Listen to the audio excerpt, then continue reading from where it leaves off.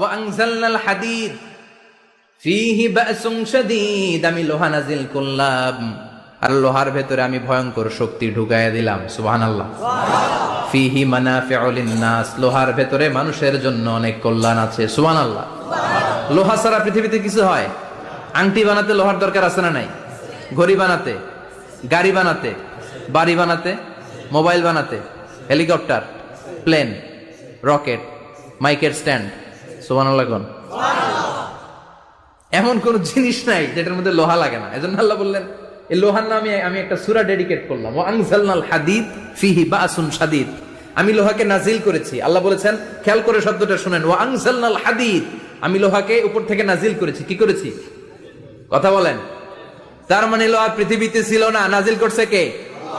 লোহা পৃথিবীতে ছিল? পৃথিবীতে ছিল? পৃথিবীতে থাকলে